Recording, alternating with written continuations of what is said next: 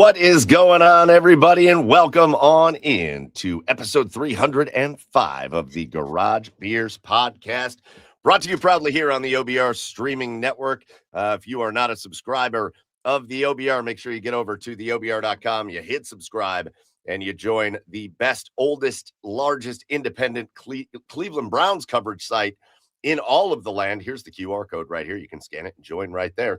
And as a part of that, you officially then become affiliated with us here on Garage Beers, where we talk about the Browns, but we also talk about all of our favorite teams, which we're going to do tonight, as we are about 2 weeks away from Cleveland Guardians baseball, real baseball being played. And so we've got a great special guest, Zack Meisel, joining us from The Athletic. He'll be here in just a few minutes. But then later tonight, we are going to talk about the Browns as free agency is open and the Browns have been making moves. We're going to talk about, again, the continually surging Cleveland Cavaliers and Columbus Blue Jackets. We'll dive into all of our favorite teams. And so it's a big night here on episode 305. We are happy that you are with us. Just a quick programming note. If you know people that normally watch us over on the X side of things, it's giving us an error. We can't stream to X tonight. So we're getting an error. If you normally would see us on X, or you want to watch us on X or whatever, just tell people if they ask you. Get over to YouTube, get over to Twitch. You can watch us there. We are live. So with all that being said, with you as always, I'm your host, Michael Keefe. Go find me online at Garage Beers Mike. Joining me in the garage, my co-hosts, Chad Meyer, Joey Whalen at Garage Beers Chad, at Garage Beers Joe. Boys, episode 305. Let's do this. Nah, I'm going to quit. Bye. All right. See you later. Hey, so that whole, this best athletes, whoever the best athletes in sports is one of those unwinnable arguments, right? Right. Yes. Right. Okay. All right. Because I'm probably late to the party on this clip, but I came across a clip of Bussin' with the Boys today with they asked Bryce Harper who the best athletes in the world are, and he said baseball players, and I'm like, I think that would be I think that'd be my last answer. Yeah. Now. Again, it's an unwinnable argument, right? You're not going to be able to win it, but if you want to get into specifics, then I could see if you wanted to say baseball players have the best hand-eye coordination in sports. Yeah, sure, I'll listen to that. But best athletes, come on. Yeah, I've seen too many baseball players that were just really good at bat speed and hand-eye coordination. Yeah. That were not what I would call that. I don't think you'd make it up and down a basketball court twice. Adam Dunn isn't outrunning anybody, right? It's kind of like saying golfers. I still think there's several baseball players that could light a heater in the dugout and still be really good at playing baseball. There's not a lot of sports. There's not a lot of sports you can have John Daly's out there, right? Still being good, right? Right. Yeah, I do like this. We're getting going in the comments already. My buddy, here, great example. My buddy Jared Gilkerson's hanging out over on Facebook. You can watch us on Facebook too. Bob Wickman, best athlete ever. Yes. They're great athletes, but they're great specifically. Right.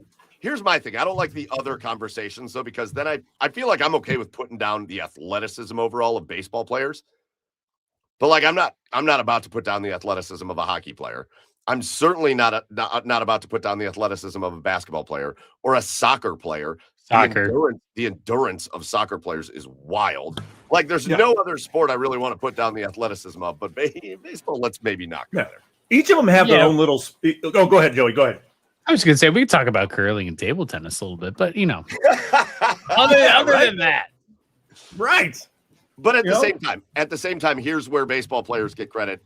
I don't care who the other athlete is and what sport they play. You put a baseball bat in their hand and throw 97 miles an hour, and it's going past them before they even start swinging. Right. I think that's what I was getting to. Each of them has their great equalizer, right? A baseball player is not going to get on a rink and all of a sudden be able to skate around, skate circles around anybody. Right. It's if a hockey player is going to line up against a 6'8", 305-pound left tackle, he's not going to get to the quarterback. You know, each of them have their like great equalizers over the other. So I just find that argument so like funny when you hear it. I mean, it's fun to talk about. You can talk about it all night, but it's like there's really no definitive answer. I love this. Jared also just started our show. Like we were on for like minutes. Boom. Favorite Browns running back of all time. Quick answer. Go. Kevin Mack. Nick Chubb, man. Oh, Nick Chubb. I like that. There's nothing wrong with Nick Chubb. I think sometimes you think of like modern, you think you're answering the question wrong. Nah, Nick Chubb. Awesome. Mine's easy. He's a former guest of this show from episode 200. Eric Metcalf will always be one of my favorite Browns of all time, but favorite running back, easy, Eric Metcalf. Dude, speaking of the endurance of soccer players, that branding for that Cleveland team is fucking awesome. Oh, the Forest City? Yeah. Oh, my God. Yeah. Oh, what's the team called? So Cleveland's getting an MLS Next team. So it's like the AAA team for the MLS. And they're called Forest City Cleveland. Check out the branding, dude. Unreal. I might actually go to my first soccer game ever. Yeah, you should look it up. It is spectacular. Spectacular. Phil is mad at us for not saying Jim Brown for favorite Browns running back. Listen, is he the best? Yes. Did any of us ever watch him play? No. Like, it's just hard. It's hard in that way. Yeah, really clean. If you haven't seen the logo for the new Cleveland Professional Soccer League, go look it up. It's really nice. Yeah, anyways, I love that. Listen, a little bit later in the show, we're going to talk about actual current Brown stuff. We'll dive into the Cavaliers right now, playing Orlando in a very close game in the third quarter. The surging Columbus Blue Jackets. We'll get to all of it a little bit later in the show, but we're going to start with our special guest. I see that he's popped on in the background, a guy we have talked to before, had a great time talking with him last year. Plan on doing it again tonight, and now we're doing it at a more beer-friendly hour, and I think that was like the key to us having him back on. Was we couldn't do that last time, but now we can. He is a writer for The Athletic. He hosts the always awesome Selby is Godcast, and not many people cover the Cleveland Guardians like this gentleman here. We're going to bring him in right now. Our special guest, Zack Meisel. Zack, welcome back into the Garage Beers podcast. What's up, guys? I hope you don't mind. I'm still celebrating Christmas, I guess. We got a Christmas ale from Great Lakes. Hey! I buy a six-pack every year in October when they come out. First of all, they come out earlier every year. Yes. Now it's like second week of October. And so I purchased a six-pack, and I think this is the second one I've cracked open. You would think with two toddlers that you would lean on it more. And I don't know. I'm always tired. This is tough. I might fall asleep on this podcast. You're welcome to. Chad slept through the first half of last week's podcast. It's perfectly fine. Yeah. So I know I feel your pain, Zach. Quick question for you, Zach. Is it in light of this is more for Joey's information? Is it a good batch of Christmas ale that you have? Yeah, I mean, they brewed it 6 months ago. This happens every year. I stick it in my fridge in the garage and I forget about it.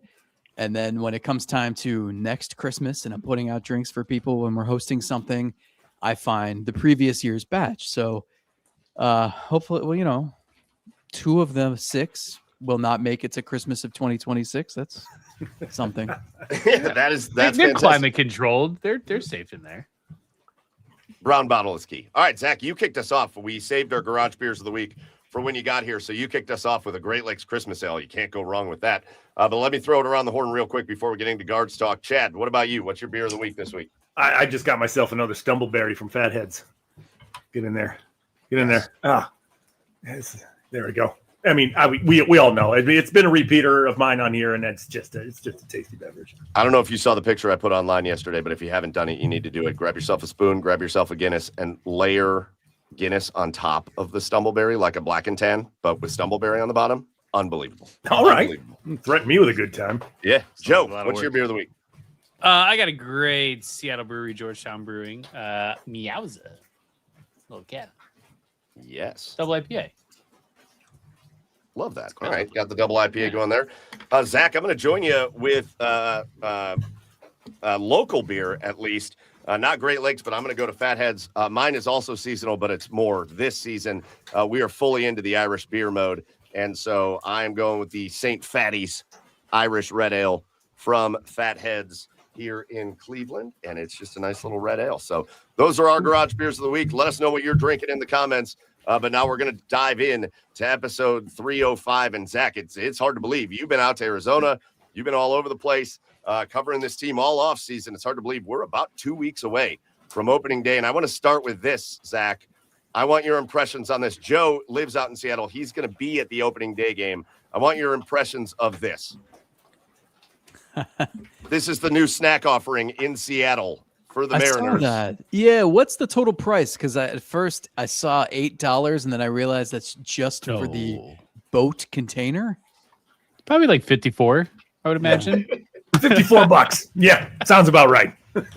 I will tell you, I don't typically mess with concessions. We get our terrible press dining. I shouldn't say that. Some places it's all right.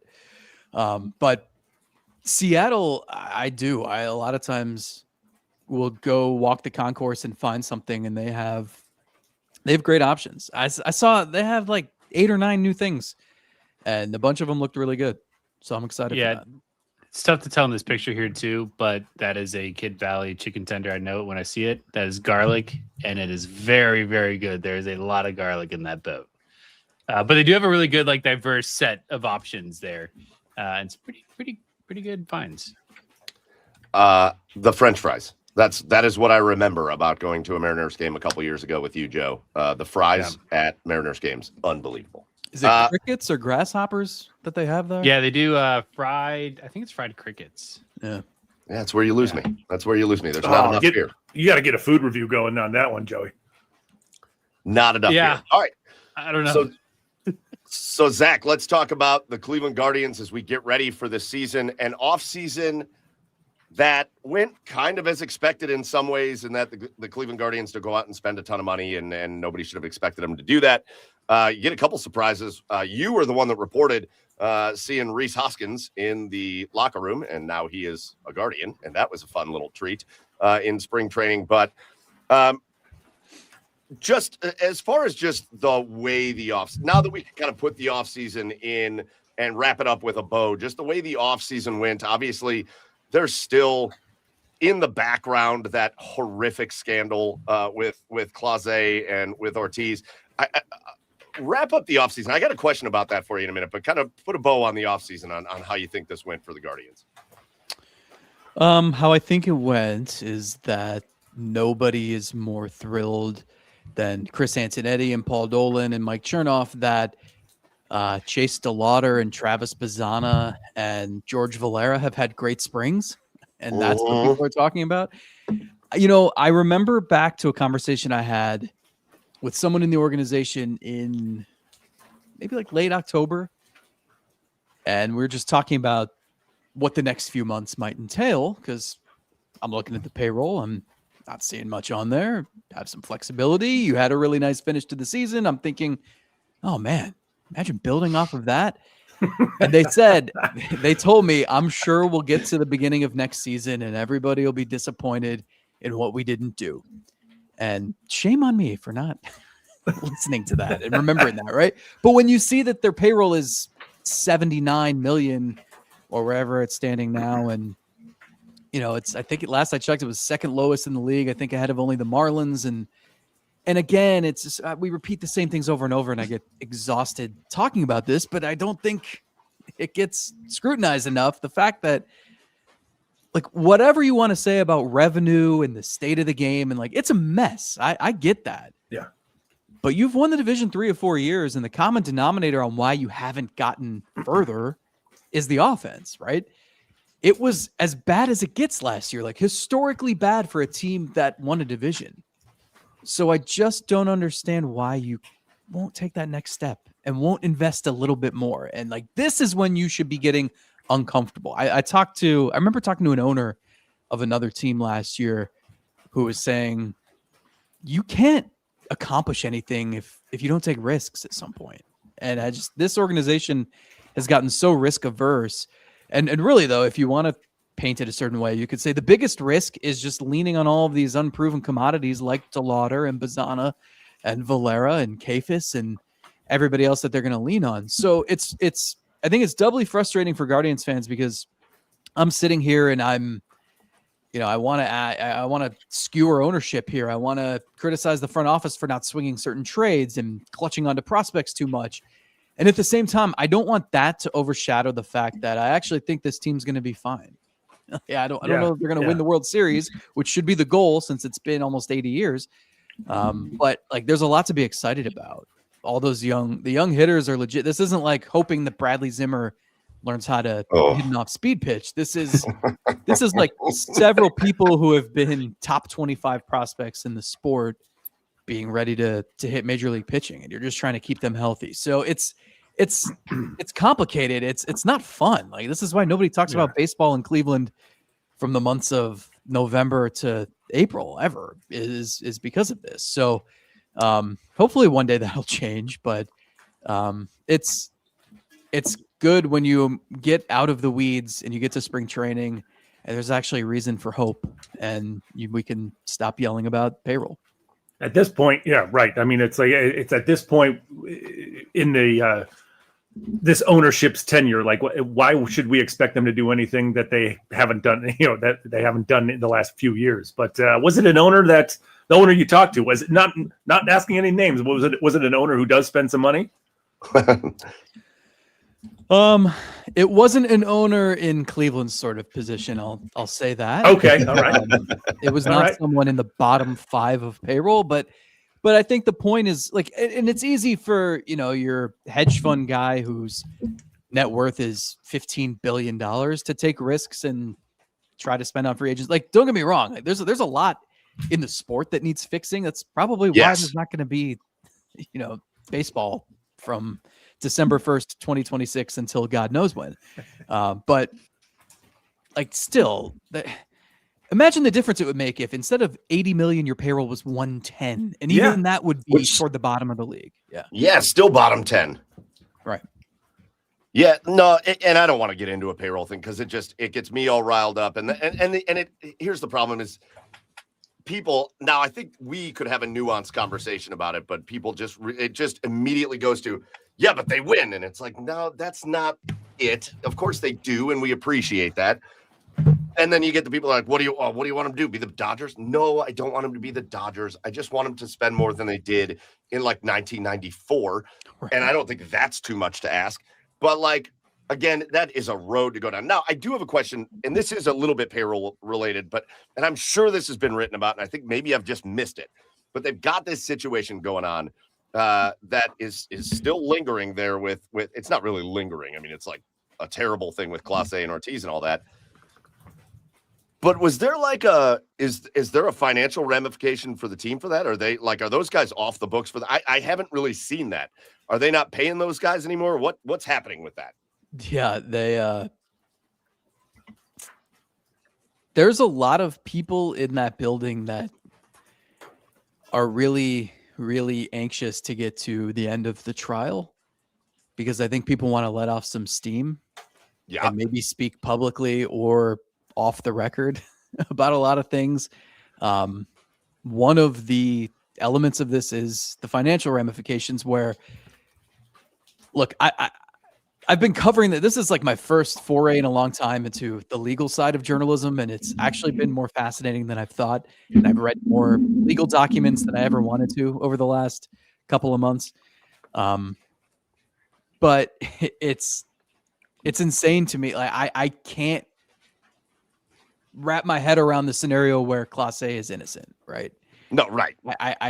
You want to talk about roosters, that's fine, but like, I'm reading your text where you said, I'm going to throw the rooster low, or the rock low at the rooster. Like, what could that possibly mean? The eagle has landed. Yeah. So I think I loved the one where he was like, I have to take care of the first 2 roosters and then go for the third one if I take care of the first 2. It's like, come on. The umpire is going to call the second rooster I throw a ball. Yeah. So point being, you're innocent until you're proven guilty. Sure. But what's going to happen if because the trial has been pushed to November. Yeah. So the Guardians had to pay these guys last season, even after they got put on the restricted list. They paid Clase. I don't remember what his salary was last season, but maybe $4 million or something. But they had to pay the last 2 months while he was on the sideline what he was owed. And I think last year they were like, they were frustrated by that, but they were like, okay, we don't have all the information yet. The indictment hadn't come out detailing everything they had done. They didn't know Clase had been doing this allegedly for 3 seasons at that point. So there was a lot they didn't know. It was whatever. It was only 2 months. Clase is owed $6.4 million this year, and I'm not going to cry for Paul Dolan if he's got to pay that because he's not paying anybody else. But but it is like, what happens if this guy is convicted and he's guilty and he has to go to prison in November and he just earned $6.4 million this year when, like, we've all read the stuff and we know what allegedly was going on? It's just, I don't know. I wonder if there's a way. The problem is that the league and the union have to come to an agreement on something. So I don't know if they could stick his salary in escrow or something and just then wait on the trial. But Clase was adamant that this trial didn't get pushed back. He wanted it to happen in May as originally scheduled because he was worried that if they pushed it back, MLB would find some way to not let him get paid. So yeah, it's a mess, and it has a lot of people with the Guardians very angry because they don't have answers yet. Pat Shea says it's going to be a flush commissary. No, and that's, I guess I went into the offseason thinking like, okay, well, maybe that frees up like 10, 12, whatever million that they can use over here. But they're still on the hook for this. Like, it's outrageous. Anyways, let's talk about more fun stuff, and let's get in to the actual team. And when you look at, you hit on the first thing. So let's start with just construction of what this is going to look like right up front. And you talked about some of these guys that are mashing in spring training, and we obviously saw Bazana basically became a star at the World Baseball Classic. He had his struggles last year a little bit, though. And I think nobody should really I don't expect to see Travis Bazana out there on the opening day roster. I just don't think that's going to happen. So I think DeLauder, yes. Which guys do you think are going to be major parts of it from the jump, and which guys do you think they're going to have back down in the minors for a little bit? Yeah, I think you'll see, DeLauder and Valera. I think Reese Hoskins' arrival probably sends CJ Kafis to AAA. And then I think the Bazana thing's interesting. You know, it's not like he has to change anything dramatically. Like, there's not a hole in his swing. There's not like the things that made him the number 1 pick. Awesome contact, great plate discipline. He's got some pop. We saw it, right? It wasn't just a home run in the World Baseball Classic. He launched one against the Dodgers before he left that went like 420 some feet, crushed it to right center field, to the point that a bunch of players were leaving a meeting the next morning. They get back into the clubhouse in Arizona, and Bazana, the replay of that game is on TV in the clubhouse. They see Bazana is like walking to the plate on TV. And it's like 8 people. They're like, all right, stop. We got to see this again. These are like veterans. They don't even know this kid yet. I think that spoke volumes to me that they're all waiting for him. And so if he can just go to AAA, and I think he just learned he can't be super passive. I think in college, if you look at his stats, he walked a ton because he's just such a more advanced hitter than the pitchers were at that level.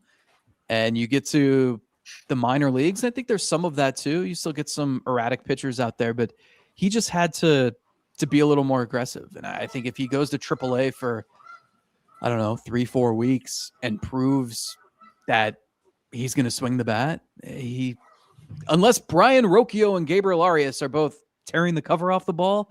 Oh yeah, totally. I think Bazana will be up as long as Bazana hits. I think he'll be up at some point in the first couple of months, and I think that's when it gets interesting. You know, you start looking at the lineup, and it's like right now you got Arias, and you got your catcher spot, and you got Rocchio, and you got, you know, are there going to be certain days Valera platoons? I'm not going to say Nolan Jones. Oh, they're going to be, but you'll get certain days where like it'll be Angel Martinez or Hedges will be in there. Certain days where there's going to be some holes in the lineup, and then you look later in the season and maybe DeLauder's hitting and Valera's hitting, Bazana, maybe Juan Burrito's found a spot. There's some exciting young talent. I'm glad you took yourself back on Nolan Jones there, because that was the other thing I was going to say at the beginning. When they made the comment that they didn't want to make a lot of moves in the offseason because they didn't want to get in the way of any of these other guys, and then you're giving these at-bats in spring training to Nolan Jones. Those can't exist at the same time. So hopefully that doesn't happen a lot in the regular season. Go ahead, Chad. I'm sorry. No, you're fine. I just had a question in my mind pop up. There's so many in every sport. There's there's preseason darlings, and there's guys who you expect more out of that might not have good preseasons.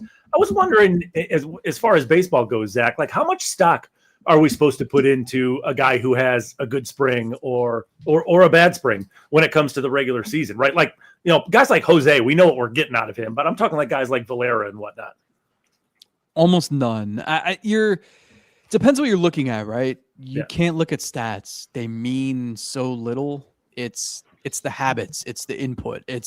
You can look at, so there are extremes. You can look at Nolan Jones and say he's 3 for 26 or whatever with 13 strikeouts and realize that dude's swinging and missing a ton. And that's not a good formula, right? Not great. You look at a pitcher and is the velocity there? Are you getting swings and misses? Tanner Bybee's stat line might not have looked great yesterday, but he got a ton of swings and misses, and guys just weren't picking up what he was throwing well. So it's that kind of thing that can carry over. But these are tiny, tiny samples. We're talking about right now 20 at bats. That's in the regular season, not even a full week for a lot of guys, and everybody has bad weeks every month. So you just have to be careful. I think, especially at the beginning of the season, the 26 they're going to take to Seattle has to fit. So they're looking for, it's the timeline. There's an order of operations here where it's like, we got to learn about Arias before we can, we got to make a final decision on him before we can learn about Bazana or Brito. We want to see Hoskins before we're going to just throw Kefis out there and give him everyday runs. So yeah, I also think that the only other thing to your question, like the player mentality matters, where I've seen guys who it's ugly in the spring, and you can try to convince yourself that, once we get to the regular season, I'll flip a switch and it'll be okay. But it's not always that easy, especially if you're not experienced and you don't know what your cues are to make that switch. So that's why usually, like, I'd see someone with Nolan Jones stats in spring training, I'd be like, okay, it's fine. But like, given where he's been the last 2 years, and he's out there saying like, I didn't even think I was going to be back in Cleveland because I sucked last year. Oh my God. And he said that. And it's like, okay, well, the self-awareness is very high. Same, Nolan. That's good. Now we know what his 700 messages are. But it worries me a little bit because you're still performing that way. So, Zach, offensively, let's get real optimistic. Let's dive into the optimism. Chad, are you getting attacked by geese out there? Yeah, there's a pond in the back, like catty corner of my house. Coming at you. All place. Yeah. Let's get optimistic. And again, the Stephen Kwan year wasn't his best year by any stretch. He went through some real rough stretches last season. So let's say Stephen Kwan bounces back. Let's say Chase DeLauder is the guy, and he can make it through a season healthy and all that, and he's that guy. I think Kyle Manzardo, what he does is easily replicatable. I think the way he plays is, I think you could just pencil him in for a year like he had, if not even better. You know what Jose Ramirez is. Let's say you get kind of hot Bo Naylor a lot of the time, and he really puts it together. I mean, offensively, if you get elements of what Rhys Hoskins has been the majority of his career, and some of this stuff comes together, then yeah, you're going to have a spot with Rocchio that you shouldn't expect is just going to be magically great offensively, or Arias or whatever. But this could be an okay offensive baseball team. I was wondering were you going to say okay? Were you going to say really good? Well, okay is a dramatic increase. It okay is a dramatic improvement. Yeah, I mean they hit 226 as a team last year with an OPS of 669. That's really bad. Ew. So gross. But you think about I think Quan can be better. I'm with you.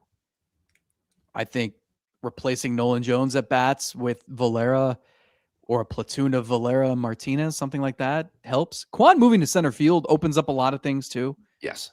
Presuming that that's ultimately the way they're going to go. Because then you get Valera and DeLauder in there.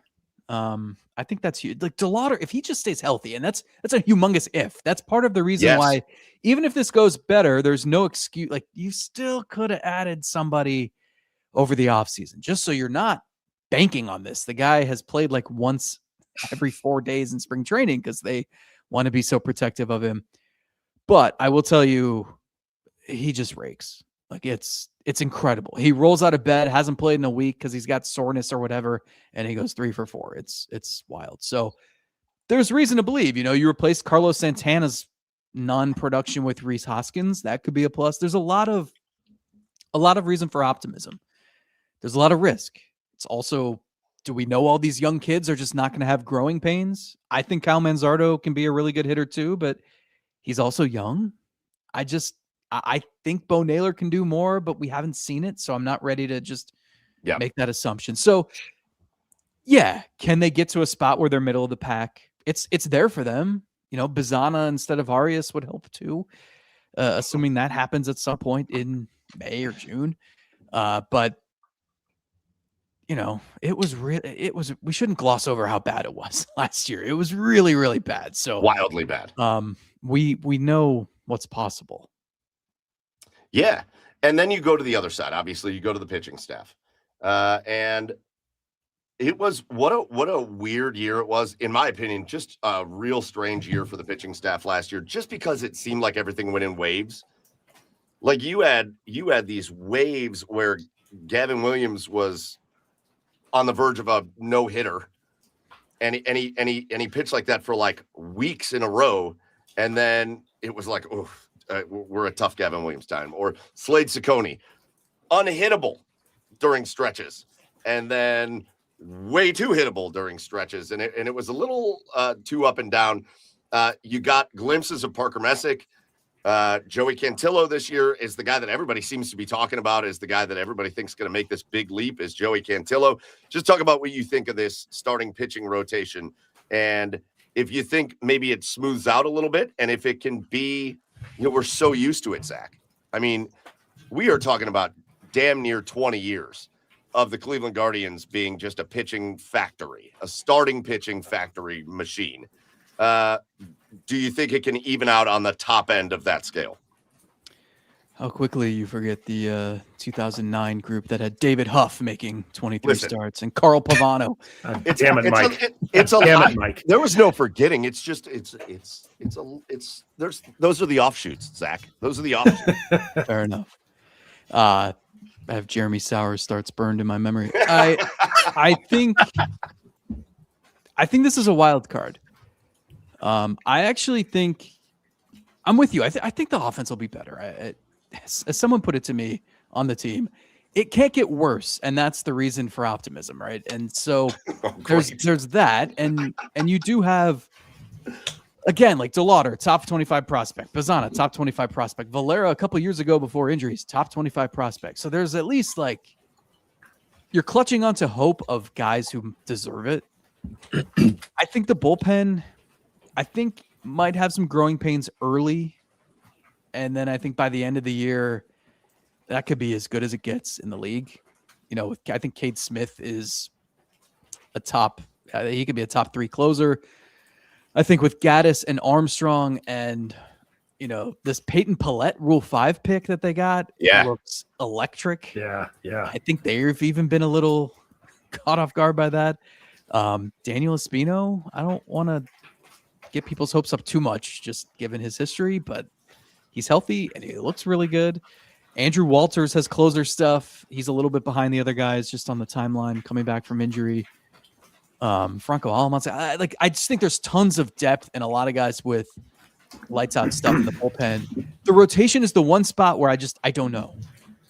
And it's because we've seen Gavin Williams look like an ace, and we've seen Gavin Williams be that guy who's got 107 pitches through 4 1/3, and it's painful to watch. And we saw enough of him pitching well last year to make me think he can just do that for the entire season, but we don't have that evidence yet. Tanner Bybee, I think, is on a mission to prove to people that last season was not the real him.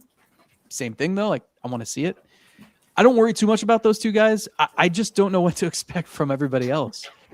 Slade Ciccone is a complete wild card. His metrics last year were really scary if you peek under the hood. Yes. He did some good things. He had some really good starts, and he is obsessed with getting better, and he called himself a pitching nerd, and like all those things that would help you improve from one year to the next. Cantillo he's got everything he needs as long as he's hitting 92, 93 with his fastball and not 89, 90. Fastball, changeup, curveball trio is like he proved it's really hard to hit. His changeup is one of the best in the league. There are tons of reasons he could take the next step. It's the same thing though. I need to see it. Parker Messick, what we saw of him last season was really good. We just don't have enough evidence of him. So a long-winded way of saying, like, I think the bullpen is too deep to epically fail. I think the lineup has enough blue chip young talent to make that group better, and they can't get worse. The rotation, you could tell me that it ranks 25th in ERA this year. You could tell me it ranks 5th in ERA this year. I would believe either one. I just don't know what to expect. There's promise there. I just don't know. And if there are injuries, there's just not a lot of depth, right? Like I don't know if I mentioned Logan Allen, but those are your 6 guys, the 6 you ended with last season. And after that, it's not really anything that's ready yet. So they need to lean on those 6 and they have to stay healthy. Where did the turnaround with Cantillo come, right? Because I remember, I think it was either a Kansas City or a Baltimore start that, I remember him coming in. I said, oh, great, Cantillo's starting. But then it looked like all of a sudden, like from that point on, he just magically figured something out. Do you remember he started in Chicago against the White Sox when they were stumbling to 195 losses or whatever? in 24, and like Cantillo had been, he was rough as a rookie. Yeah. And I remember one of my assignments that night was to interview White Sox fans and ask, why are you here? And so I'm milling around the concourse for a lot of the night. I'm half paying attention to the game. And I remember looking up at one point, it's like the 6th inning. He's got a perfect game going. Yes. And I'm like, good God, like, of course. And so then I rush back up to the press box and I'm like trying to catch up on everything I missed. He carries this thing into the 7th inning. He looks completely dominant. This is going to sound so obvious and elementary. It's throwing strikes. Yeah. If you look at the nerd stuff, hitters did not chase his pitches out of the zone. They swung and missed a ton when he threw strikes. So they figured, if you've got your fastball that goes like this and your changeup that goes like this and your curveball that goes like this, and they're all in the same plane in that strike zone, hitters don't know what's coming. He's so lanky. He's 6'4", 6'5", and he's got super long arms. Yeah. And so his 92 looks like 95, 96. And, his changeup looks like the fastball. The curveball looks like the changeup. And it's so hard to hit. Like that. Yeah. That's the root of what makes a good pitcher. Now he's mixing in a slider this season to try to get a little bit east and west, something different. But it was merely just a mindset shift where it's just attack. No one is going to swing at your stuff if you're throwing it out of the zone. So just throw it over the plate and they're not going to touch it. And the last, I think 7 starts last season, his ERA was 150. So it's in there. It's just, can he do it over 30 starts? Zack Meisel, we're going to get ready to let you go. One of my last quick things for you. But we got this season coming. You hinted at it before, but the big looming thing, there's a couple looming things here in Cleveland.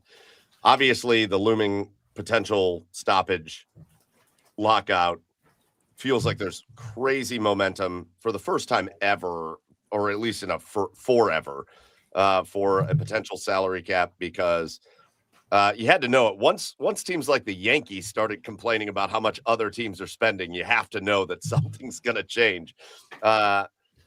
We obviously here in Cleveland have a potential ownership transition So just your thoughts on just very quickly your thoughts on those two. Do you think we might actually see the day where baseball kind of levels things out and says we can't have one team spending $350 million more than another team? And is this should fans be? What do you think fans should be feeling about a potential ownership change? I the second one's hard. Okay. The second one partially depends on the first. I don't know about a salary cap. I've been yelling this into the void for years and years and years. The sport, I hate the conversations we have around baseball. We could drink more beers and have a long talk about all the problems that exist in baseball that have taken it from America's pastime to a regional sport. Yes. In Cleveland, how many people in Cleveland can name 10 players on the Rays or the right? Like, but in the NFL, you know every quarterback and every running back, and you're following all the moves this week, and you're like, oh yeah, that team signed that left guard. That's a good move. I know his PFF score. And it's like, it's in baseball. The problem is that everything depends on your market size. And in the NFL, we talk about Green Bay like it's New York. We talk about Kansas City like it's LA. And like the Chiefs and the Dodgers are the two dynasties in these two sports in recent years. And those cities couldn't be more different, right? Yes. So right. It's a shame that it's gotten to this point. There are people in baseball who are rooting for the Dodgers to win another title this year because they think it would finally demand change. At this point, we're 9 months out from a potential work stoppage. Everyone's dug in, right? Yeah. Players are saying we'll never do a cap. Owners are saying we'll never do anything but a cap. Who knows what the arguments really will be. The interesting thing that hasn't existed previously is that owners are clashing more, right? You've got small market owners that are like, what am I supposed to do when the Dodgers just go get Kyle Tucker after they won another World Series? Yeah. And you're right, as you said, Mike, like the Yankees are saying that. So there's infighting with the owners, which makes me think, okay, well, something has to change. Is there going to be infighting with the players? It's still a mess in terms of like it takes forever to get paid in baseball. You make the league minimum your first 3 or 4 years, then you get to arbitration. You make a couple $1,000,000 if you're lucky. But a lot of players don't last that long in the big leagues. And I think the players have focused so much on getting the top end talent, the Juan Sotos of the world, paid hundreds and hundreds of millions of dollars, which is great. But there needs to be change to the arbitration system, to how long teams can control you, to when they should promote you to the majors. Like, imagine in the NFL, if you draft your franchise quarterback, your top overall pick, like let's say the Raiders, Fernando Mendoza. I think he's going to start week 1 for the Raiders this year, right? But imagine if the rules were set up so that it was the Raiders would benefit. They'd get an extra year of his contract if they didn't start him until week 4. Like that's how baseball's set up, where the Guardians get an extra year of control of Bazana if they wait a few weeks to call him up. Like, so it's just, there's so many things that need changing. The TV structure is probably up there among the biggest, where there are some teams that make $20 million a year off TV. The Dodgers make $330 million a year off TV. So it's just, and then you have owners who have different levels of motivation. And that leads to your second question, where I don't know David Blitzer at all. They've purposefully kept him in the shadows. They don't want him to come in like some savior to the organization. People have cautioned me he's not going to come in and raise the payroll to $200 million. He'll do what a typical owner does, where you do a goodwill signing or you make a couple moves just to get off to a good start. But perfect. That would be so much. That would be awesome. There's that, but there's also the idea of like, well, what if there is a salary floor?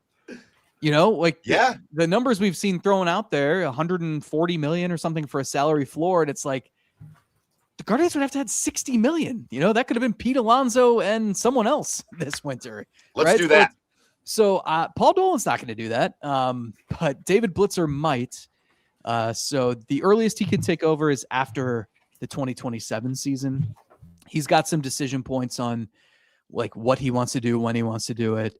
how involved is Paul Dolan after all of this? So there's a lot to sort out still. We'll get answers as we go, but you said it at the beginning, like, I'm never love my sport guy, but I feel like baseball gets in its own way so much and prevents itself from being more popular. And I wish it would stop doing that. And finally, we're at a spot where they might be forced to get out of their own way, but to do that, it might get ugly and it might cost us baseball, which would be the ultimate getting in your own way. So I don't know. But if it results in getting it, like I am so at the point where if it results in get in your own way to get out of your own way, please. Because again, you talk about it with the fans, you talk about how long it takes these guys to come up, how they're just going to keep Bazana in the minors till May. Now, again, he maybe should stay there, but I always think of how long it took him to bring Francisco Lindor up when he was so ready to come up. And you're also costing yourself fans. When fans can't get behind guys without having Jose Ramirez is an outlier, the outlier of outliers. And you can't use him as an example of anything other than a guy having loyalty to a city and wanting to stay here. 99% of guys aren't going to do that. And it's so impossible. Like, bringing up kids in today's baseball, and they're going to have favorite players, but when your favorite player is a Guardian, it's like, well, it's the Paul Dolan quote. It's enjoy him season. That stuff has to stop. Like, these guys got to be able to, we got to be able to, like, get teams to be able to keep their players. It has to be able to happen. Yeah, I mean, so I'll leave you with these 2 points. The number one, Chase DeLauder debuted in a freaking playoff elimination game. And if they wanted to, they could keep him in the minors for a few weeks to start the season and gain an extra year of service time. It's ridiculous. And like the fact that exists is ridiculous. And also, like, it is something they have to contemplate. But like, we just watched you put him out there in the playoffs, and you're going to tell us he's not ready for opening day? It doesn't really compute. And you're right. It's, Jose is the saving grace, because if your kid ever bought a Jose Ramirez jersey, they can keep it, and they don't have to, unstitch his name on the back and put who else wore Jamie Carroll wore number 11 one year, right? So, like, I remember Andres Jimenez was my son's almost 4. Andres Jimenez was his favorite player. Obsessed. When is Andres Jimenez for Halloween last year? And I remember he got traded in November, I think, of December of 24. Yep. And I remember being like, oh my God, never had to do this. This is my first foray with this. And having to tell your kid that their favorite player got traded. I didn't tell him for 2 months. And then I finally told him, and he didn't even care. But the moral of the story is there should be less of that. And it is preventable. And I hope we get to a point where Jose Ramirez is not the unicorn. He's not the exception of the rule. Yeah. Listen, the College World Series goes to what, late June? Fine. Like, if you go away and come back with a better system, fine.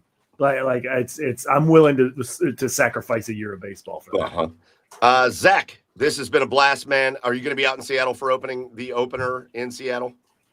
Might I suggest meeting up with Joe for a ferry boat of food? Because Joe will be at the game as well. You guys could smash this. Sprinkle some crickets on top, and we're good to go. Done. Yes. It'll be cold. All right.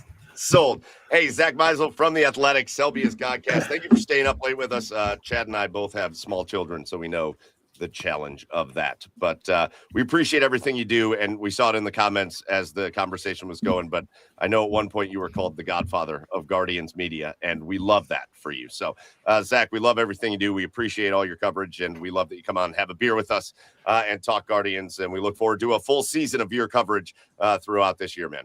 Well, being called the Godfather means a lot on a night where Team Italy advances in the World Baseball Classic. So I appreciate that. Appreciate what you guys do. So thanks for having me. All right. See you, Zach. Absolutely. Thanks, Zach. How about Zack Meisel? Again, does. I mean, Zach's I agree with that. I don't know that there's anybody that covers the Guardians better than Zack Meisel. Yeah, I don't think so. And when you have a situation like that, like we have here in Cleveland, it's very nice to have a guy like Zach be a friend of the show, because I'm going to tell you, it's hard to get guards people to come on here and talk. It really is. And so to have Zach as a friend is awesome. Anyways, Guardians baseball, Joey, 2 weeks from tomorrow, you will be at Safeco Field out there in your home, Seattle, and you'll be watching the Guardians take on a really good Seattle Mariners team. So that'll I'm be stoked. a lot of fun. I'm not gonna lie, there are 78 other games that the Mariners will play here this year. I will go to a lot of them. I do have my Josh Naylor number 12 Mariners jersey ready to go after the Guardians leave.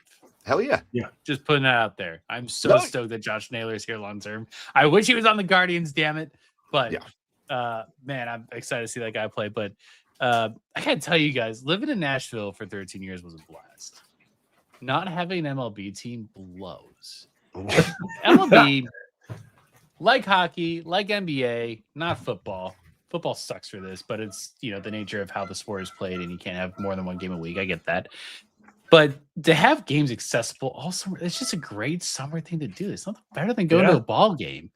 And you know, they're relatively good price now. I think there's a lot of momentum of, like, you know, budget concession stand options now, which is really great. Like, I will say, like, beer prices here are not like ridiculous. They're definitely a little more than Cleveland, but it's really not that bad. No, baseball is the ultimate. The other sports you can't do this with, but baseball is the ultimate. Like, shit, I don't have plans tonight. Let's go down and pick up a ball game. Like, right.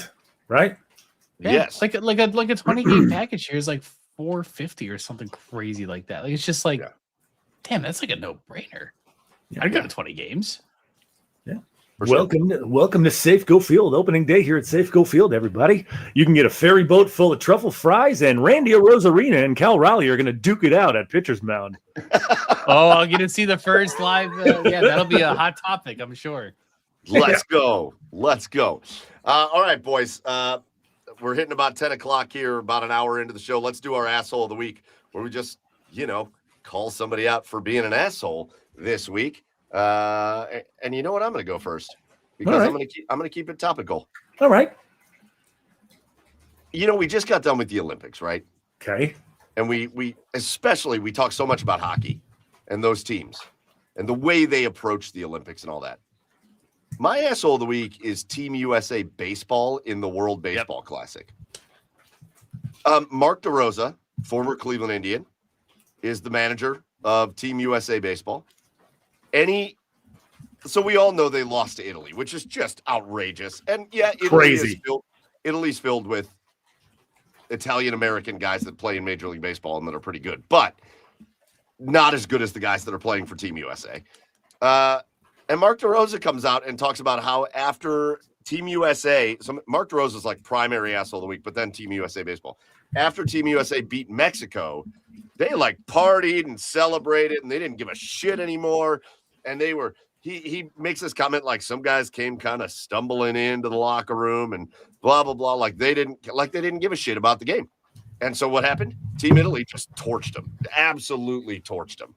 It was 5-0. Was it 8-0 at one point? Like it was. Yeah, it was 8-0. It was dominant. And then just to come off of watching like U.S. hockey do what they did, the men's and the women's, and like, and then just the no pride. Like, I know the World Baseball Classic isn't the Olympics and it's kind of this made up thing, but like you could tell these other guys from these other countries, like you go watch Team Japan play, you could tell those guys care and give a shit. And Team USA just does not give a shit. They just don't give a shit. They're just there. It's like they're still treating it like spring training. And it is what it is. Again, I don't want to make the World Baseball Classic out to be too big of a thing, but like also when you're putting the name of your country on the jersey and you're going to represent in that way, like take a little more pride, I guess. Take a little more pride. Dude, the DR, every run they score, every home run they hit, you would think they won the World Series. It's electric. It's so electric. Hell of a team too. Yeah. Jeez. Oh, I love that. I love that too, by the way. If you ever watch a clip of the Dominican Republic starting lineup, it's like Julio Rodriguez, Juan Soto. Oh yeah, and then Austin Wells. Austin Wells. What the fuck? What? Yes. All right, Chad, asshole of the week. Mine is the NBA for canceling Atlanta's Magic City promotion because just to not celebrate a historical landmark that is Magic City, the cultural icon that is Magic City. And of course, we're strictly talking about the lemon pepper wings. You can have them dry or wet at Magic City to just not really just be able to go forward. I mean, the Atlanta Hawks printed hoodies, right? To give away. They printed T-shirts. Yep. And just to not celebrate that just unbelievable place is not makes the NBA with my asshole of the week. Yeah. Yeah. There's the I have partaken in those lemon pepper. I like it. I have partaken in those lemon pepper wings, by the way, and they're amazing. I also like it, but I do think it's very fair to call out how outrageous it was that we were this close to having the Magic City night. Yeah, it's outrageous that we're not having it. Hello? Yeah, fair. Jesus. They really went all in, and dude, I love it. And dude, they make lemon pepper barbecue wings. Like it's a lemon pepper mixed with barbecue. No. And it's the wings. It's the wings that are the issue here. It's what else are we talking about, Mike? Yeah. I don't understand. You know what? I like I'm not going to poo-poo your asshole of the week. I think that's great. Joe, asshole of the week. Nice. I got to poo-poo his asshole. Nice. Son of a bitch. I'm going to bring it back to the World Baseball Classic. The snubbing of the handshakes at the start of the game. Stop. That is so dumb. Cal Raleigh's an asshole for that. I forget the guy that did that between the Australia and Japan game. This is not playoff baseball. You don't even care about it if you're literally going out after that game and partying and enough to that you're going to get bombshelled by Italy. Just shake your hand, especially if it's your teammate's hand that you're like blood, sweat, and tears through 162 games throughout the year. Shake their hand on a national stage. I don't know. I don't think it's a spirit of competition to not do that. I think that's a really douchey move. So shake hands. It's fine. It's forced and it's stupid. Like, I like real competition and competitive spirit and all that. And that kind of shit is forced. It's forced. It's dumb. Yeah. It's like guys say it because they think it makes them look tough or something. Like, oh, don't shake hands. You sound like an idiot. You sound like an idiot. It's your left 100%. fielder. Shake his hand. 100%. So stupid. 100%. All right. Those are our assholes of the week. If you got one that you want us to say something about, just chuck it in the comments and we'll put it up. But boys, let's dive into just some kind of quick segments on the rest of our teams that we follow, because there's kind of stuff to talk about with all of them. Most notably, let's talk about the Cleveland Browns, and let's do it in, for once, kind of a weirdly positive light. Yeah. The tampering period, which is the dumbest thing. The NFL always tries to one-up itself in dumb. Like we talked about how dumb baseball is eternally dumb, and Zach, I think, brought up so many things that nobody talks about enough. Like, sure. I don't know why we don't talk more about why some guy just has to sit in the minors just because. Like, it's so dumb. It's so dumb. But the NFL definitely tries to out-dumb itself when we go from the dumb NFL combine to now the dumb legal tampering period. Right. Which is the stupidest thing on the planet. But the legal tampering period starts Monday. The NFL league year started today. And boys, we went into this offseason with the Cleveland Browns. And we said, okay, we're going to leave. Quarterback is just its own thing. But we know the Cleveland Browns have got to address the offensive line because Jack Conklin won't be back. And Wyatt Teller said he wasn't coming back. And we don't know what's going on with Joel Bitonio until a little bit more clarity today. And you can't count on DeJuan Jones. And Ethan Posich destroyed his leg at the end of the year last year. So he's not going to be back. And he was a free agent anyways. So, like, you had no offensive line. And the Cleveland Browns went out at the start of the free agency period, and they traded for Titus Howard. And then they signed Zion Johnson, the guard from LA.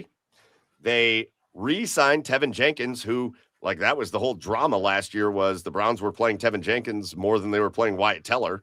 They re-signed Tevin Jenkins, and then Elton Jenkins. This was the one today that was great. The multiple-time Pro Bowler center from the Green Bay Packers, Elton Jenkins, gets signed, and all of a sudden, boys, outside of probably a left tackle, the Cleveland Browns have built an offensive line in like 3 days. Yeah, Beautiful. yeah. I mean, we talked about it. As soon as the season ended, there's never more. I don't know that there's ever been a more clear-cut plan as to what you need to do as far as an offseason plan here for the Browns, and that was to build an offensive line and get weapons on offense. And this is the free agency period is what we expected, right? We expected them to build the offensive line through free agency. Yeah, they're still going to draft one or two in this upcoming draft, but I mean, obviously, you just look no further than the Bears, and that's exactly what they did. You model after the Bears, you get a few veterans in the fold, very startable veterans. Granted, I'm not sure that the guys the Browns signed were of the quality that the Bears did sign, but they did the best they could with what they had, with the resources that they had, and you got some very, I don't know about quality, but good starting offensive linemen to put in front of whoever's going to be quarterback this year. But you said it right there, Chad. And this is all of a sudden, this has become my mantra this offseason. The success of an offensive line as a group. And I've seen it. I've seen it over and over again. You can make a really good offensive line with just good players. Yeah. You just need 5 good players. You don't need really good players. You don't need great players. Right. You need 5 good players who know how to play together, because we don't talk enough about how the offensive line in all of football needs to be the most cohesive unit that understands and trusts where they're going to be, when they're going to be there, when to pass a guy off, when to take the guy coming up the gap or go to the outside because you know your guy to your left is going to get this guy blitzing up the gap. It is so much more than just individual. Zach, I love that Zach brought up PFF's metrics, and I think they have their use at times.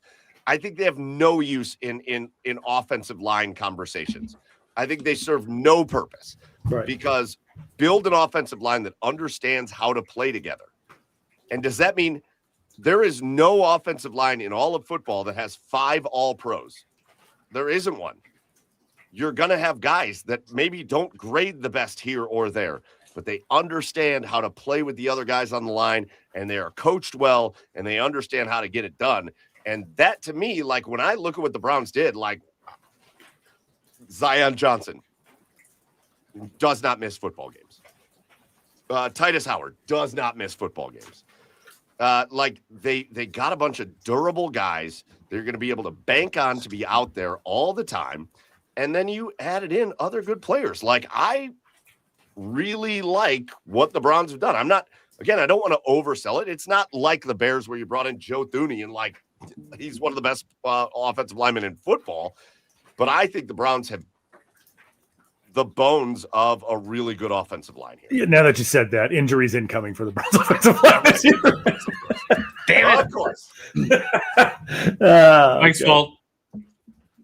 It's entirely my fault. Yeah.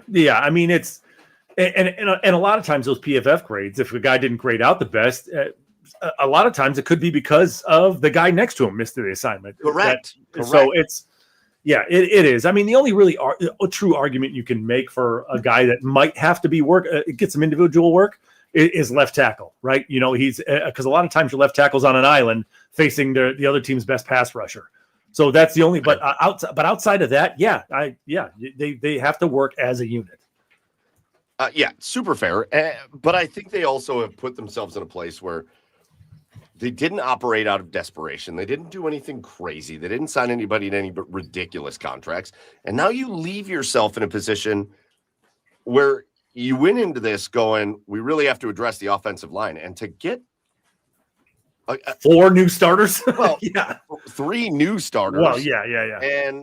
And a guy in Tevin Jenkins, who it seemed like you preferred last year anyways, to get 3 new starters, and we'll see what happens at left tackle. I think what they did is they made it so that you also don't need to be desperate for the left tackle right now. Right. Like, I know we all want Joe Thomas. We all want the next great thing at left tackle, and they may have the chance to get that if they feel like that guy is Spencer Fano or Francis Mauangoa or Mason Freeling or whatever. But they may not feel that. And you can go in with this line next year and have DeJuan Jones start and be okay. Yeah. Now, you can't bank on him to stay healthy, but you could be okay. You could go in with him and a depth player behind him and be okay. You put yourself in a position where you don't have to make a desperation pick. Again, you want to go get Mason Freeling because you think he's the best offensive lineman in the draft, go get him.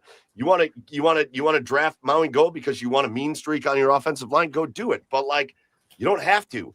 And if instead you want to do what I want them to do, which is now all of a sudden I'm on team draft 2 wide receivers in the first round and just get it over with, by the way. Yeah.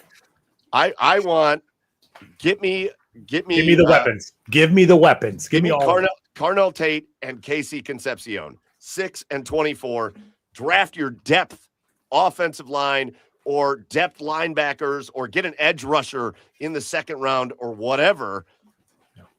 But that's all of a sudden that's what you've let yourself do. You could do that. You could go Tate, Lemon, Tyson at 6, Concepcion or Cooper or whatever at 24, and then you could just go best player available the rest of the draft. Right. And you're fine. You're fine. You've made your team substantially better. What happened? What's with Jordan Tyson? I feel like I haven't heard anything about him. Like there was a lot of buzz about him in the beginning, but what happened to him? Well, nothing's happened to him. He's just I think people are labeling him as injury prone. I don't know that I love it because he had 3 injuries in college. Yeah. 2 of which are not really concerning. Okay. Like he broke his collarbone. Like that. Okay. That's sure. not it doesn't mean you're gonna break your collarbone again. Right. He did have a leg injury that is a little bit concerning. I will say if he's healthy, I think he's the best wide receiver in this draft. For sure. I totally agree with that too. It's just like you heard a lot of hype in the beginning of the process. You just haven't heard anything about him lately. So I was just wondering what the status there was. It's hard in a college setting because you only get so many years to evaluate a guy. So when he has 3 injuries in college, it's like, he's injury prone. But like when one injury is a broken collarbone and one injury is, I can't remember what the other one is. Hamstring. That doesn't really concern you about anything. Yeah. I don't think I'm calling him injury prone. I think that just a couple things happened in college. Right. But still, okay, go Mekhi Lemon. I think he dropped the ball like twice in college. Like he's a stud. He's a stud. I don't care how weird he is in press conferences. He's a stud. Gives a shit if he scores touchdowns. But like, give me, and I know he had the knee injury, the ACL, the MCL, all that stuff. Yes, and that is concerning. But this also isn't 1989. That's so many acronyms. Oh we see guys come back from these injuries all the time. So see what happens. But yeah, I just like the way they've set themselves up, and we still don't know what the rest. Again, even the most staunch Andrew Berry haters have to acknowledge that like he's been pretty good on the trade side of things. So maybe there's a receiver that's nobody's even talking about. That's trade material. We don't know, but I like the way they've started.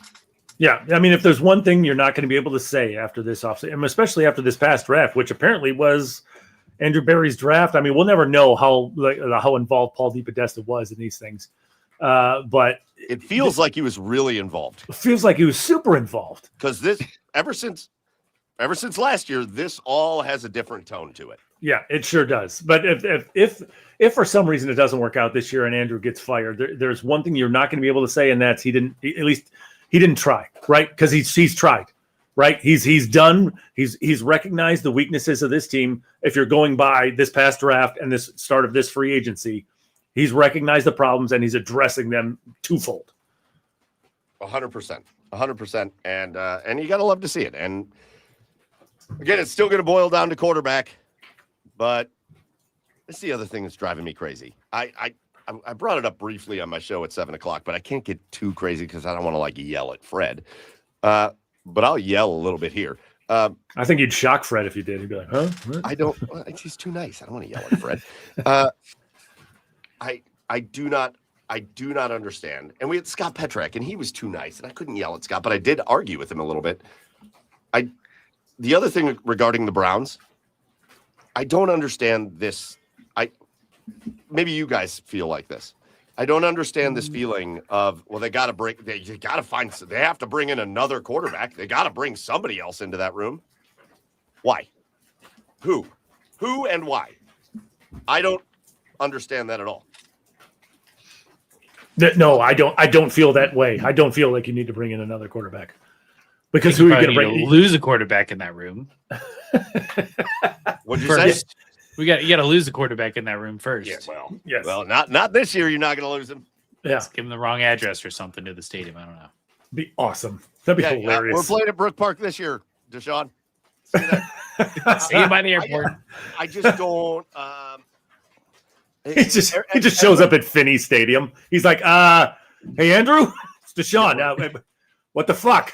I'm at Byers Field, and I don't see anybody. Yeah. I don't understand. Unless you're bringing in a guy that you think is going to be your quarterback, I don't think it serves any purpose. Like, people are going to clamor for Kirk Cousins. Why? It serves no purpose. I'm not going to, one, he's not only is he not a long-term solution at quarterback, he's not even a short-term solution at quarterback. So I don't understand that. Two, I don't really love Shedeur Sanders all that much.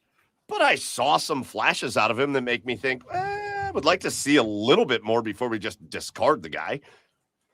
Okay, what are we going to do? Bring in Kirk Cousins? And now we're not going to see any flashes because he's going to be on the bench. I don't understand. There's nothing about it for me that makes any sense. Just go into the year, just start Shedeur Sanders. I don't think he's all that good, but I'd rather just be really sure of that. Because he did show some flashes of good things. Start him for the year. Give him the leash and see if he runs with it. And all of a sudden, under Todd Monken and his crew and a better offensive line and some weapons, maybe he's better than you think he is. Or he stinks, like a lot of people think. And if he stinks, then next year, go get your quarterback. Yeah, if he stinks, you're going to be in the best position you can possibly be to take one of the top quarterbacks next year. So... when everybody, I had people screaming about how they think they should have gotten Geno Smith. Why? What? No. For what? Anthony Richardson is a name that keeps getting thrown out there too. Thank you. No, thank you. You mean to tell me you want a guy that takes himself out of a game because he's too tired? Yeah. Like, listen, no. What's the worst? Okay. All right. Does anybody think the Cleveland Browns are going to be a great football team this year? No. Does anybody, no matter what they do, okay, let's say the Cleveland Browns signed Kyler Murray. Are you immediately going to think of them as a Super Bowl contender? No. I would think of them as a possible playoff team, though. Yeah. Listen, actually, Kyler Murray is probably not the best example. Yeah, that's a horrible example. Yeah. There are two guys. That sounds kind of great. There's a couple guys. If they brought in Kyler Murray, I'd be like, cool. Let's make the playoffs better than people talk about. Yeah. And if they pried Mac Jones away, I think he's the guy that has a chance to be the. Well, he's part of your Sam future, Darnold, right? He's young. He's part of your future. Like if you sign Kirk Cousins, like no, he's not part of your future. Well, and honestly, Kyler Murray's got like 2 or 3 years before the legs aren't gonna, save him anymore. Yeah, that's true. For me, roll it back with the room you have it now.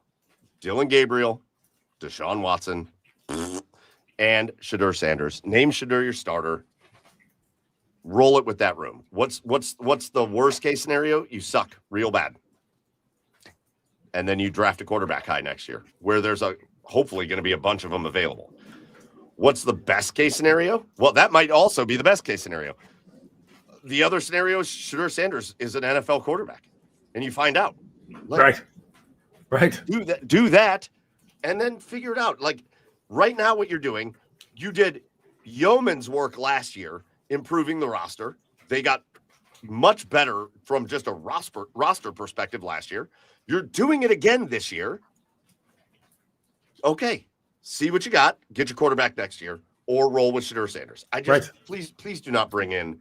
I don't want to hear about a camp battle between Kirk Cousins and fucking Shedeur Sanders. It serves no purpose. Right. No purpose. Yeah. And Deshaun Watson, I mean, he's going to be battling too. So Adam Schefter thinks that there's people out there that think Deshaun's going to start. Listen, I talked about it with Fred on the show, and he agreed with me. I am terrified that Deshaun Watson's going to do what he does. He's going to get to practice and look great. Dude's a practice warrior. I'm terrified of that. Yeah. But I don't know. I just please don't do something stupid. You know what? If you could throw him out there for 4 starts and get him to a tradable state that we could actually maybe unload some of his salary and maybe get a pick out of it. That stupid asshole is going to rupture his Achilles again. Point? He's going to get booed off the field at home again. And then he's going to go be taking selfies in Italy with a Lamborghini that he rented. He can't get out of here soon enough. Listen, if I'm the Cardinals, yeah, I'm totally taking it. Mm-hmm. I mean, why not? Right.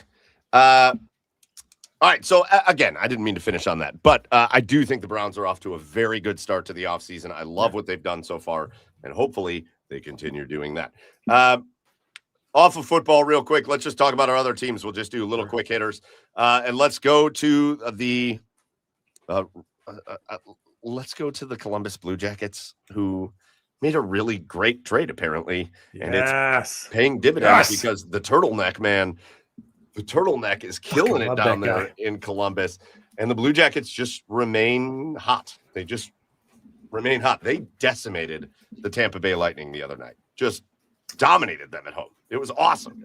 I loved that trade from the get-go. I loved the contract. I loved everything that Connor Garland brings to this team. I said it in the video I made. I will continue to love this guy, and he's a guy that Columbus can rally around. A guy who's just going to give his all. A guy who's just feisty. He's fast. He's physical. Can score goals. I love that guy. As far as the Tampa Bay game goes, last night was the first time, because I watched the replay today. Last night was the first time that we saw the Columbus Blue Jackets team under Rick Bowness that we saw prior to the Olympic break. Yes. They were dominant in all facets of the game. They were clogging up the middle. They took a Tampa Bay Lightning team that is still really good. Even after getting rid of guys like Steven Stamkos, they're still really, really good. And they held them to 18 shots and only 2 goals. Elvis played well last night. Elvis was seeing it so well. And they dominated in all facets. And, even with how the up and down start they've had ever since the Olympic break has come out, they're still 14-2-3 under Bonus. So that's nothing to scoff at. So if this team can, but they needed, right? After the first few games coming back from break, they needed a game like last night. So hopefully that carries over into tomorrow in Florida and ending the road trip with, I don't remember who. But I mean, this team's going to be in it right until the end.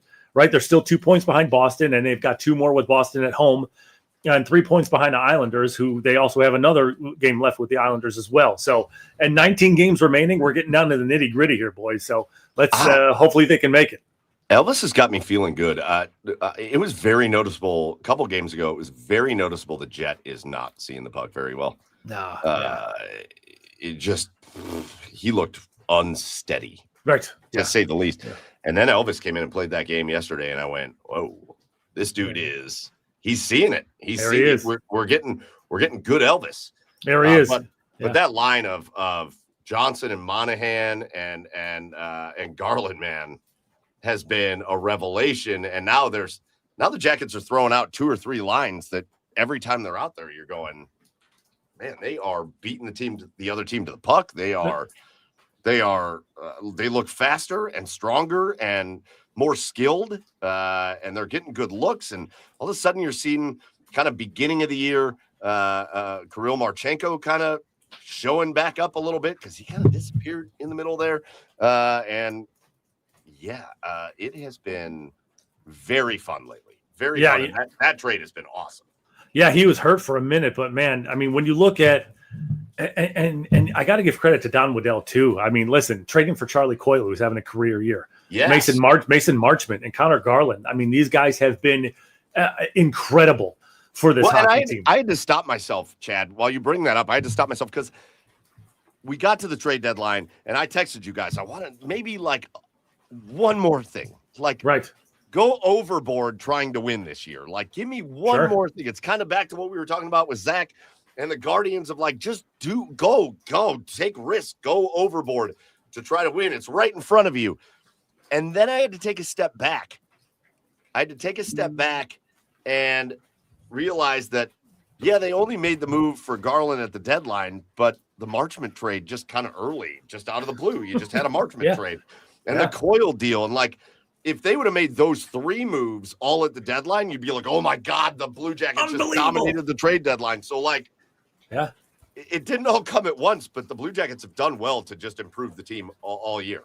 Yeah, and I mean, another thing I appreciate about those moves is there was no waiting around for it, right? Like Don Waddell, and the coaching change too. Don Waddell saw a problem and he went out and he fixed it. There was no like, we'll see if this team comes together. We'll see if this. No, he saw a problem and he went out and he fixed it. And it's so far every move he's made has worked out so well.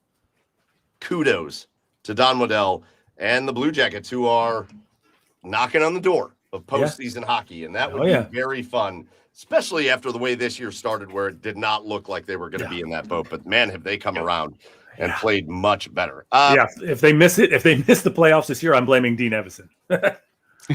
Yes. Real quickly on the other side, before we get out of here, we got one more team to talk about. That's the Cleveland Cavaliers. They took a loss in Orlando tonight. But I think their bounce back has been nice. The trades they made, the 2 big deals they made have been working out. Orlando, right now, I have a concern about some of the lineups that Kenny Atkinson is throwing out there, because he will just roll with these lineups of guys that can't really create offense. And it seems to just wind up with Thomas Bryant, like, taking a lot of shots. And that is a bad recipe for the Cleveland Cavaliers if they want to win. But right now they're playing without Jared Allen, but they're about to get Jared Allen back. They're about to get Max Strus back. And so nobody is going to be hurt for the Cavaliers for the first time this season. This entire season, there isn't going to be a single injured player for the Cleveland Cavaliers. And they've got, you talked about just having a certain number of games left. The Cavaliers have 16 games left themselves before the postseason hits. They're 40-26, which, again, remember, it wasn't very long ago. It was like December that they were a 500 basketball team. So they've been a much better team the second half. And they've got 16 games. If you can get Jared Allen back and you can get Max Strus into the fold, you have got 16 games to figure out consistency, because that, to me right now, is the only thing that makes me nervous about the Cavaliers. Because if they're healthy, Donovan Mitchell and James Harden play exceptionally well together. James Harden plays exceptionally well with Jared Allen. I think there's some things that need to be worked out with Evan Mobley and how they play with him. But 16 games, and remember, when you get to the playoffs in the NBA, guys, your rotation shrinks dramatically. And you're only going to have maybe 8 guys out there playing. So now you've got your starters, and you got 3, maybe 4 guys on the bench that are going to have to prove that they are worth minutes in the postseason. And that's going to be Sam Merrill. That's going to be Dennis Schroeder. That's going to be Keon Ellis, and probably Dean Wade. And that's, or, like that group. But they just have to come together and work on consistency. I think the Cavaliers are in a really good place if they can use the last 16 games to get to that. I don't really care at this point what their record is at the end of the season. They got 16 games left. Let's say they go 10-6 and they finish with 50 wins. Cool. I do not care that they won 12 games less or whatever than they won last year. But you get to 50 wins and you're able to develop some chemistry and consistency. I honestly think this is a Cavaliers team that can be poised to make a run, because I look at the other teams. Yeah, Boston's dangerous with Jason Tatum back. Am I going to say I think the Cavs are just a much better team than Boston? No, but I think they've got a shot. Do I think the Cavs can physically, like right now, do I think the Cavs can physically dominate the New York Knicks? Yes. Do I think they can out-talent other teams in the East? Yes. I think everything's right there, right in front of these guys. I like what the Cavs have done. I know they lost tonight, but I am all in on these Cavaliers. Yeah, just get me to the playoffs. Are you ready for it? You're just ready for the playoff? Yeah, honestly. I mean, you obviously you want to see them improve and like be playing their best basketball heading towards the playoffs. But I mean, that's what these years have been about. That's what these Mobley years have been about, right? Yeah. That's what these Mobley and Jared Allen years have been about. It's like we all right. We know what they can do in the regular season. Is can they flip that switch and turn it over in the playoffs? Well, Harden's going to help. Obviously, Harden's going to help out big time. But Harden has his own playoff issues too. So it just. Can you execute and win in the playoffs? They're going to make them. Like no one's worried about whether they're going to make the playoffs or not. It's just What kind of basketball are you playing heading into the playoffs? Yeah. Well, we will find out because just a few short weeks left of the NBA season, just a few short weeks left of the NHL season. Again, we are entering the best time of the year. Well, one of the two best times of the year as sports fans. Conference tournaments and college basketball are underway. Now I can finally care about college basketball. Yeah. We're about to get to NBA and NHL playoffs. We're going to have the NFL draft coming up. We got Major League Baseball coming up. Joe's going to be at the first Guardians game in Seattle in 2 weeks. And then Joe's going to be here in Cleveland for the opener in the beginning of February. I'm going to that. I'm excited for that. But it's a great time. So, boys, let's wrap up episode 305. Let's do it. Put a bow on it with our cheers of the week. So, Joe, why don't you kick us off? What's your cheer of the week this week? I got to cheers my in-laws, Peter and Liz. We are moving to our first house in Seattle Friday after 11 months living in their basements, and they have been gracious hosts. It's been the most unproblematic living with in-laws I think I've could ever ask for. So, can we clarify real quick? Can we clarify living in your in-laws' basement? Your in-laws' basement is a full-ass apartment. Bedroom apartment, basically. It's a full-ass. It's a 2-bedroom apartment. It's got a kitchen, a living room, 2 beds, bath. Yeah. Oh, Jesus. Yeah. Oh, yeah. Yeah. Okay. Full-ass apartment. So living in your in-laws' apartment, really, the basement. Yeah. It's got its own entrance. Like you don't have to walk through the house to come in and out. Like, come on. Like, is it connected? Like, do they just come downstairs? Do you open a door and you come downstairs? It's the basement. It just also has a kitchen and 2 bedrooms and All right. living room. All right. Well, cheers to that. Cheers to Peter and Liz. Chad, cheer of the week. My cheers goes to Manaway, Ohio, for being the Bigfoot hub of America. I mean, it was Bigfoot hub. Yeah, apparently the Bigfoot Society has been tracking major activity, Joe, over the past few days in Manaway. And I think the one thing I appreciate the most is every sighting's been a bit different, and every Bigfoot has been like a different height, a different color. Sure. Like March 6th, the local researcher observed a 9-foot tall brown male standing 120 yards away from him on State Route 44. March 7th, I feel like it's like unsolved mysteries. Like March 7th, Manaway area. A second witness, Dylan Obney, reported an 8-foot figure with long arms and dark black hair. March 9th, around Garrettsville, the activity shifted 8 miles east. Home of the G-Men. A hiker encountered an 8-foot Sasquatch covered in black fur. Damn. Chad, where have you been? Where's your whereabouts been on those dates? Oh, I'm glad you said that. I'm glad you said that, Joe, because March 9th, 1 hour ago, a resident at a dead end near the woodline spotted a 6-foot brown figure near the woodline. I'm not confirming. I'm sorry, I didn't hear a 6-foot pasty white ass figure. What? That's just because of my influencer It's light. the hair. That's because of my influencer light. I'm not confirming or denying that I wasn't in Wyndham. I probably wasn't, because Wyndham I'll just get drugged and robbed. But I can denying I'm not Bigfoot. I cannot confirm or deny that I'm not Bigfoot. Yeah, it's fair. Hey, I love that. Cheers. Shout out to Bigfoot, who is out there, but also in the era of everybody's got cameras in their pockets at all times. We still have no videos or multiple Bigfoots. There's multiple. According to this, there's multiple Bigfoots. So here we are. Big feet. All All right, my cheers. I'm going to go back to basketball. I've got 2 cheers basketball related.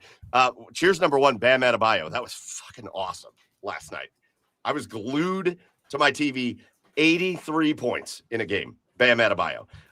Anybody that poo-poos it or naysays it or whatever, we had people arguing against it because Kobe scored 81. I know the reverence we talk about Kobe Bryant with, and I know especially because he passed.